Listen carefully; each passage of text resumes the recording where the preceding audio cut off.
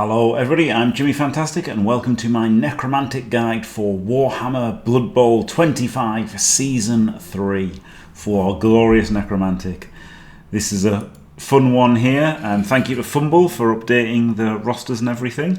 Can use this to have a look at these. What on Necromantic? Well, they're like a horror movie undead team, I guess, is that, but also now a Halloween team is what they've done with the models. They're an interesting team. They're like a pitch control kind of team, I guess. They're a pitch control bash team. That's what they are. They're a really cool team. One of my favourite teams. So yeah, let's have a look at them for new players, I guess. They have up to 16 zombie linemen. Movement 4, so very slow. Strength 3, okay strength. Ag 4, not good. PA 6, at least they can pass now, but not good at it. AV 9+. So they're kind of, really slow, but solid. And then they've got 3 skills: Eye Gouge, Regeneration, and Unsteady. Unsteady means they can't use the Secure the Ball action, not that they'd ever want to. Regeneration is quite good. Every time they take a Kaz on a 4+, they just instantly healed and go to the reserve. So that's really good. The whole team's got regeneration and really helps with it. Really helps with their survivability and attrition battles.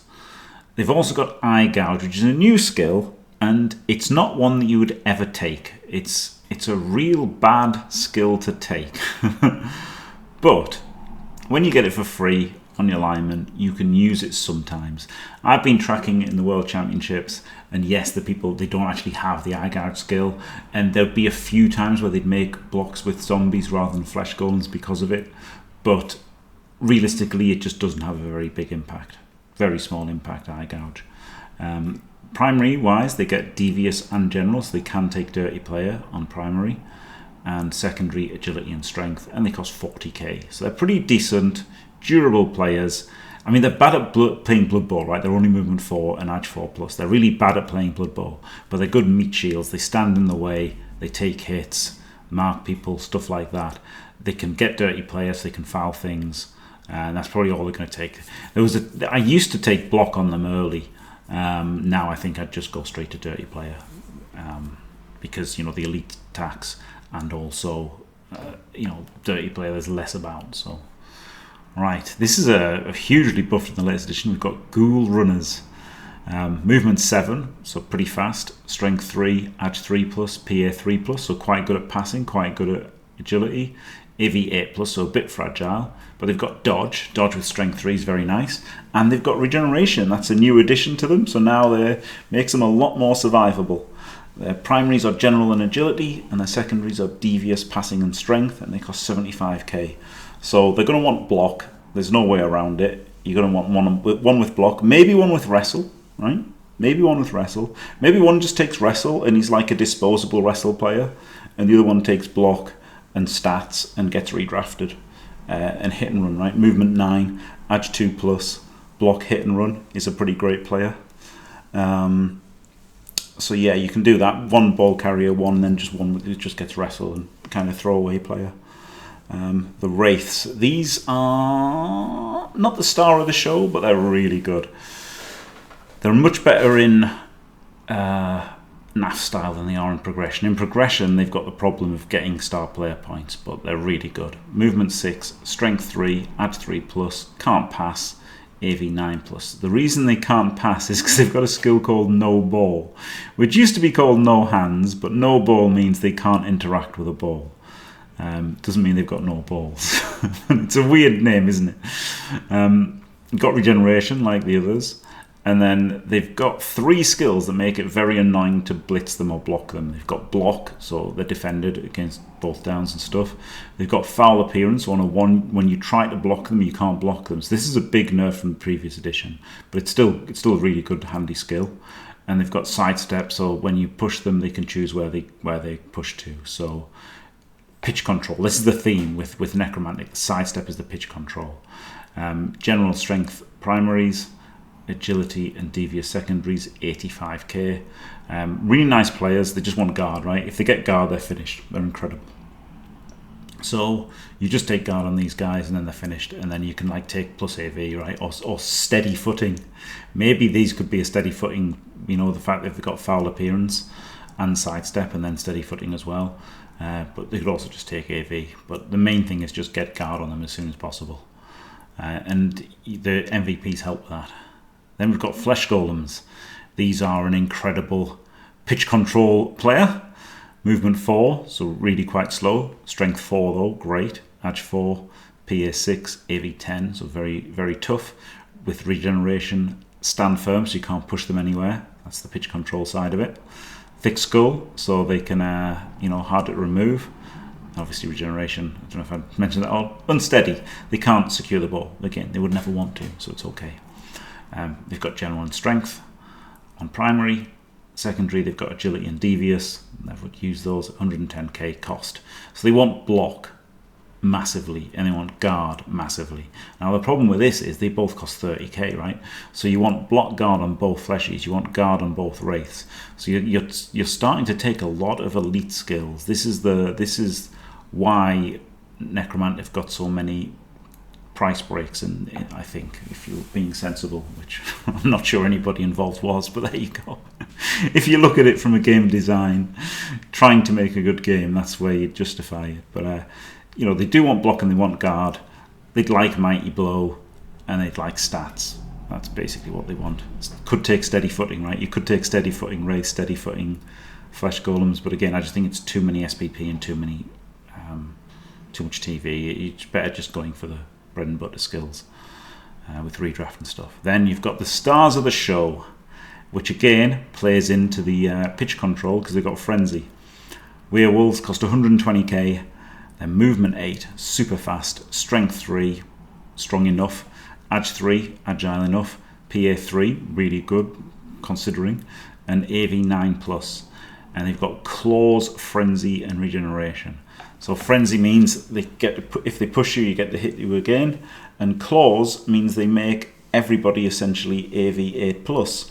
So you can really use that to your advantage. You can push players off the pitch with frenzy, and you get more knockdowns, and they're counting as AV 8 plus. So you can win the attrition battle versus any team basically, thanks to your werewolf. Even with one werewolf, you don't even need a second, but with two, you can really dice people. You can really snowball and really destroy people with two werewolves.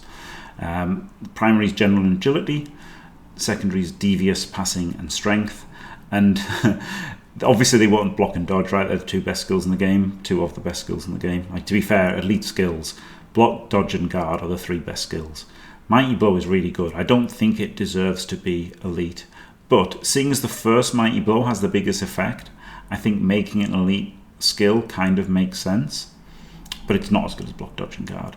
And they really want block and guard. They really want block and dodge. They really want block and dodge, and then stats, right? Movement 9, strength 5, edge 1 plus. All these things are great for wolves. And the one thing they can't have is hit and run. And that's probably the best decision in the rules. It would have been so much fun. Like, it's not the most fun decision, but it was probably the best decision that you can't have hit and run and frenzy, because my God, if werewolves had hit and run, they would be insanely, ridiculously overpowered. But they can't, so that's okay. It's good for game balance, sad for Jim's fun. But yeah, you just want block, dodge, and stats. I guess sidestep as well is a decent shout, right? You could have sidestep on them, so stop them getting counter surfed, and it's just generally a great skill. But yeah, no hit and run for them. Can't get an apothecary because they've got regeneration on everybody.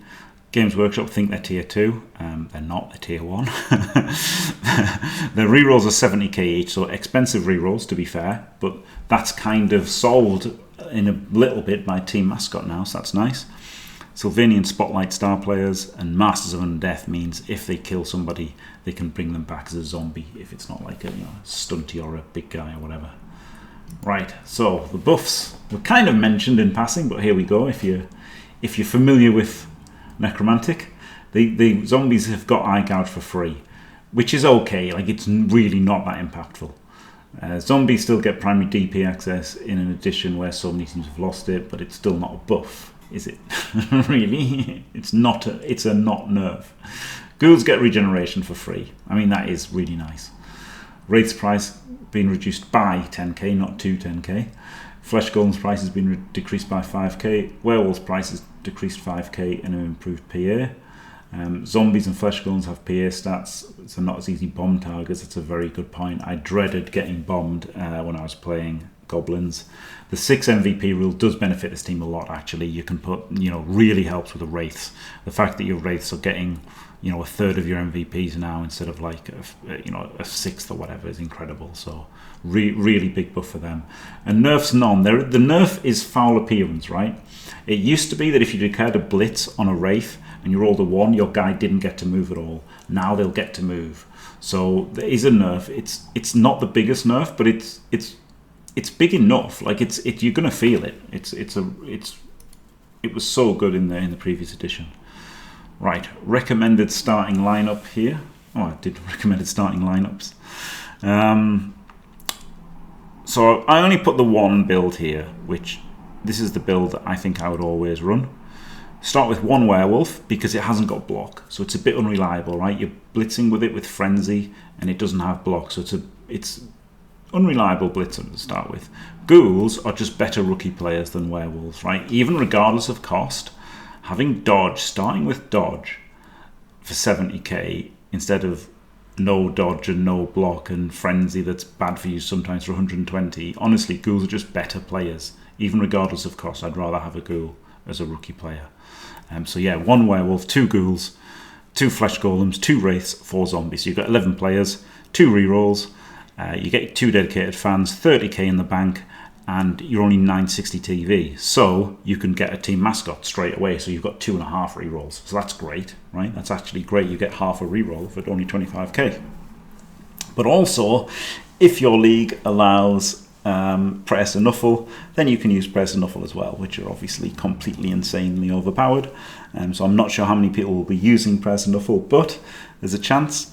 And yeah, you just want to save up and get the werewolf. There's nothing else to buy, right? Just save up for a wolf and get a wolf, and then you're happy.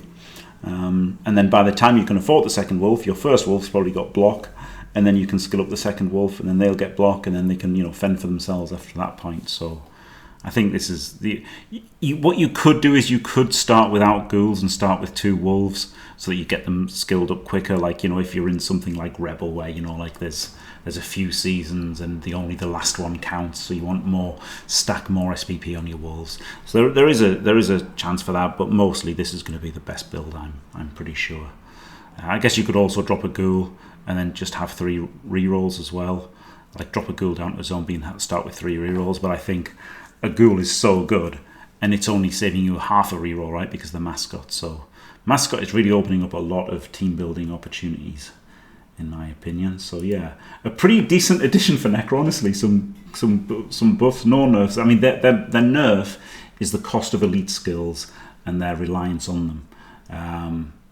And also in NAF style, they were often in tier 2. I don't think they'll be in tier 2 anymore. And they had 7 skills. They had 4 guard and then a 3 block or whatever. And now lots of tournaments will be limiting total elite skills. And I can't see Necro getting 7 skills anymore. So they are going to take a hit probably in NAF style despite the buffs, which is funny, isn't it? So there you go. Right, that's my Necromantic guide. I do like Necro. And yeah, it's pretty good for them. Thanks for watching, everybody. Don't forget to leave a like and subscribe. And stay fantastic.